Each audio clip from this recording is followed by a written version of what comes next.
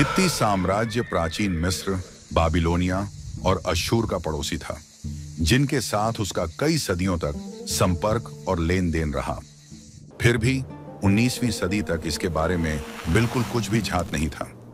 पुराने नियम में हित्ती लोगों का केवल उल्लेख मिलता था, जैसे अनेक अन्य लुप्त हो चुकी जातियों का, बस इतना ही। कोई भी निश्चित रूप से नहीं कह सकता था कि वे सचमुच कभी अस्तित्व में थे या नहीं। जब 19वीं सदी की शुरुआत में मिस्री चित्रलिपि और मेसोपोटामियाई कीलाक्षर लिपि का पाठ किया गया, तो हित्तियों के बारे में नए संदर्भ सामने आने लगे। और अंततः आज के तुर्की क्षेत्र में लंबी खोजबीन के बाद एक पहले अज्ञात भाषा में अभिलेख मिले, जो बाद में हित्ती भाषा के रूप में पहचाने गए।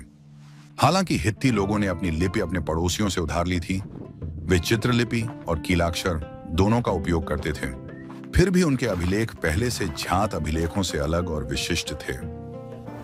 आखिरकार 20वीं सदी की शुरुआत में पूर्व हित्ती राजधानी हत्तूसा के स्थल पर खुदाई के दौरान एक पूरा शाही अभिलेखागार उजागर हुआ, 10,000 से अधिक कीलाक्षर पट्टिकाएं। इसके बाद विद्वान अंततः अभिलेखों को पढ़ने और समझने में सफल हो गए। इस प्रकार हित्ती राज्य का इतिहास संसार के सामने आया और आज हत्तूसा एक खुला संग्रहालय है तथा विश्व की सांस्कृतिक धरोहर का हिस्सा है।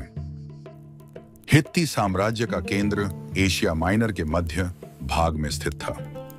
हत्तूसा वर्तमान अंकारा से 150 किलोमीटर पूर्व में स्थित था। अपने पूरे इतिहास के दौरान हित्ती साम्राज्य अपने पड़ोसी राज्यों के साथ लगातार युद्ध में संलग्न रहा। पश्चिम में अनेक छोटे छोटे राज्य और रियासतें बसी हुई थीं, जो समय समय पर हित्ती लोगों के विरुद्ध एकजुट होकर प्रतिरोध करती थीं। सबसे बड़ा खतरा अरसावा राज्य से था, जिसकी राजधानी एफिसुस में थी। उत्तर में हित्ती प्रदेशों की सीमाएं किसी अन्य राज्य से नहीं लगती थीं, लेकिन इससे उन्हें कोई शांति नहीं मिली। उन क्षेत्रों में बसने वाली युद्धप्रिय जातियां, विशेषकर कास्का, नियमित रूप से हित्ती क्षेत्र में गहरे छापे मारती थीं और यहां तक कि उन्होंने हत्तूसा पर भी कब्जा कर लिया था। इन सब के बावजूद हित्तियों का मुख्य युद्ध क्षेत्र हमेशा दक्षिण पूर्वी मोर्चा ही रहा। हित्तियों का पहला विश्वसनीय उल्लेख कीलाक्षर पट्टिकाओं में लगभग 1900 ईसा पूर्व का मिलता है, जब वे उन क्षेत्रों में व्यापार करने वाले असीरियाई व्यापारियों के अभिलेखों में दिखाई देते हैं। इन विवरणों से यह निष्कर्ष निकाला जा सकता है कि हित्ती लोगों की भूमि कई प्रतिद्वंद्वी नगर राज्यों में विभाजित थी। इस संघर्ष में कुस्सर नगर के शासक पितखाना और उनके पुत्र अनित्य ने विजय प्राप्त की। इस नगर का स्थान, जैसे कि कई अन्य हित्ती नगरों का, आज तक अज्ञात ही है।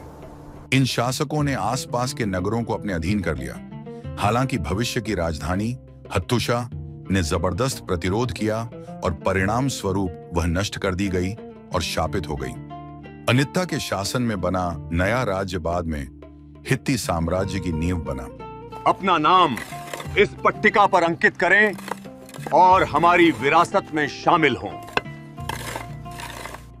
17वीं शताब्दी ईसा पूर्व के उत्तरार्ध में राजा हत्तुसीली प्रथम के शासनकाल के दौरान राजधानी अंततः हत्तूसा में स्थापित की गई।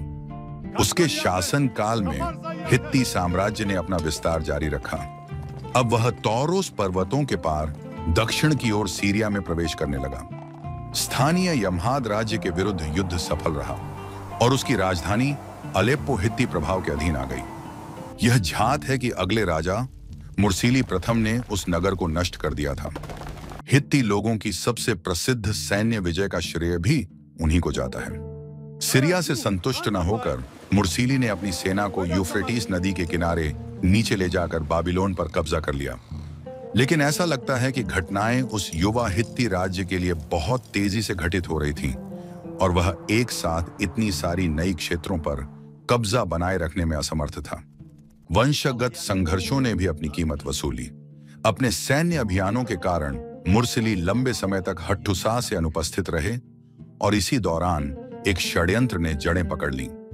बेबीलोन से लौटने के बाद राजा की हत्या कर दी गई। उसके बाद हित्ती साम्राज्य तेजी से पतन की ओर बढ़ गया। अगले 4 राजा भी हत्या का शिकार हुए और पड़ोसी शक्तियों ने महल की साजिशों का लाभ उठाने में जरा भी देर नहीं की। बेबीलोनिया और सीरिया, जिन्हें अभी अभी जीता गया था, लगभग तुरंत ही अलग हो गए। पूर्व से हुरियन लोग हित्ती क्षेत्र में घुस आए और राजधानी तक पहुंच गए।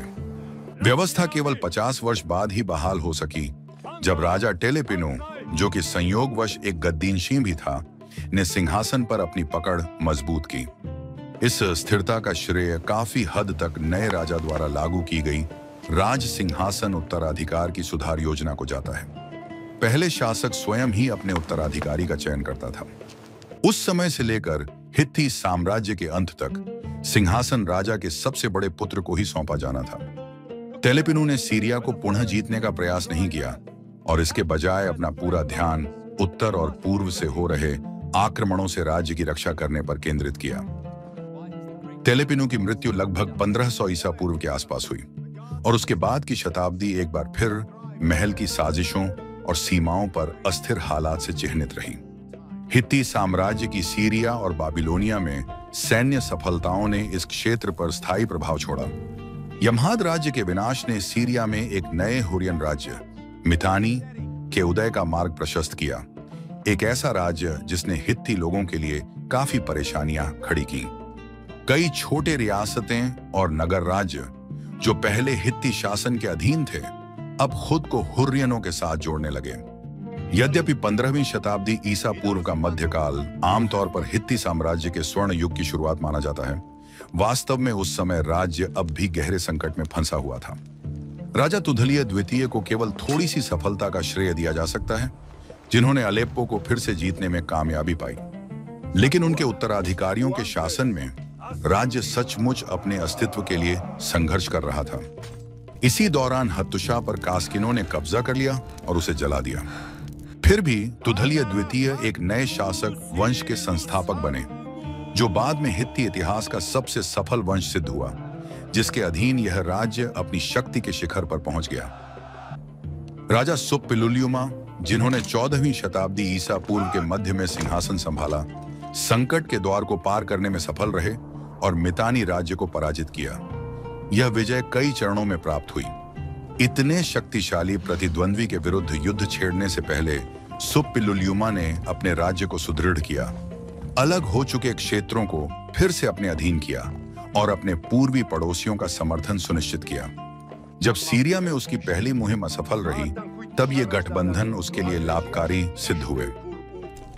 अपनी दूसरी अभियान के दौरान हित्ती सम्राट ने अपनी सेना को पूर्व की ओर अपने सहयोगियों की भूमि से होते हुए आगे बढ़ाया और मितानी के मुख्य किलाबंद सीरिया में स्थित किलों को पार कर गया।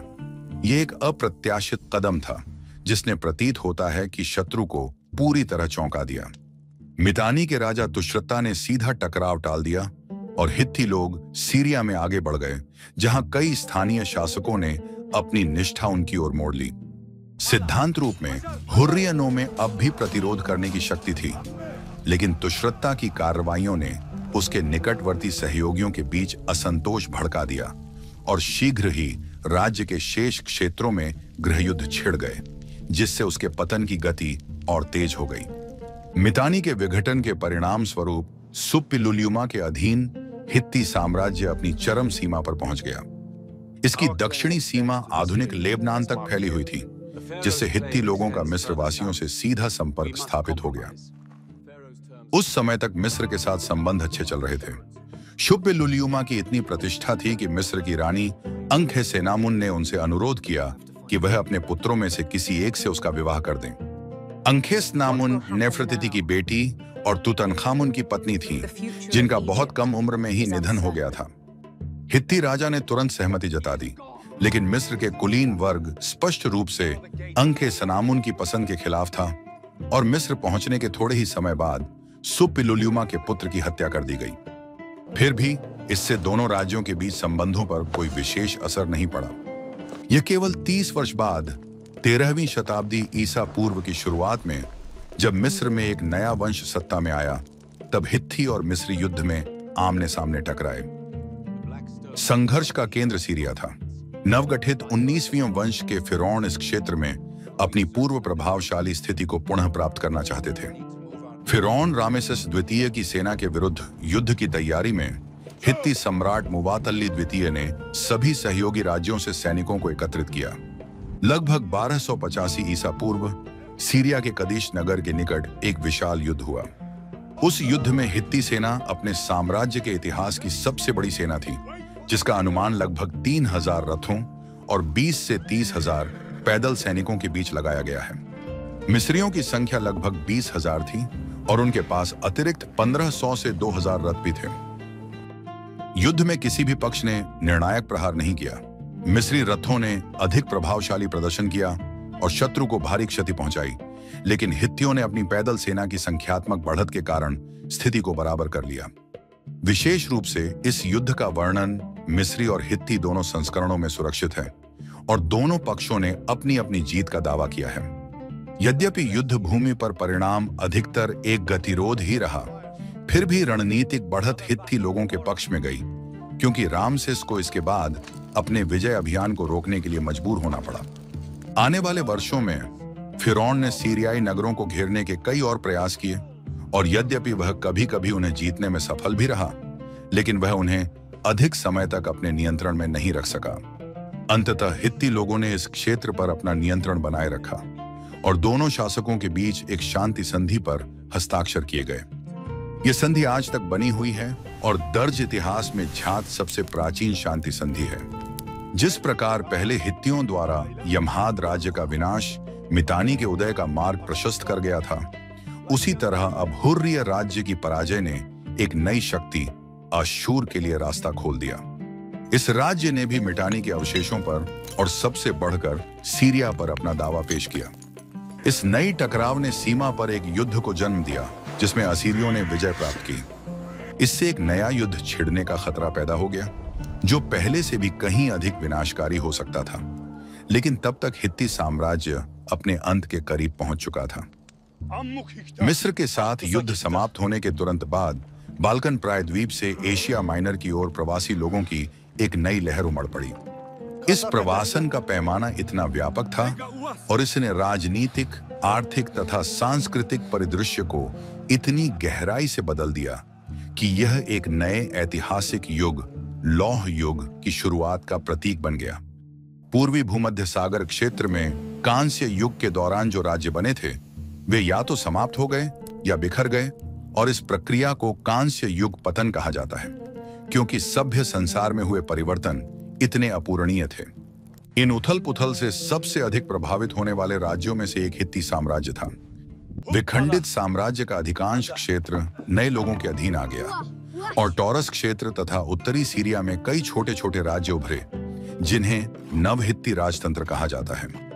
वहां अगले 400 वर्षों तक हित्ती संस्कृति का प्रभाव बना रहा। विशेष रूप से हित्ती लिपि और हित्ती नामों का प्रयोग लगातार होता रहा। हित्ती भाड़े के सैनिक इस्राएल के राज्य की सेना में सेवा करते थे और राजा सुलेमान की अनेक पत्नियों में हित्ती स्त्रियां भी शामिल थीं।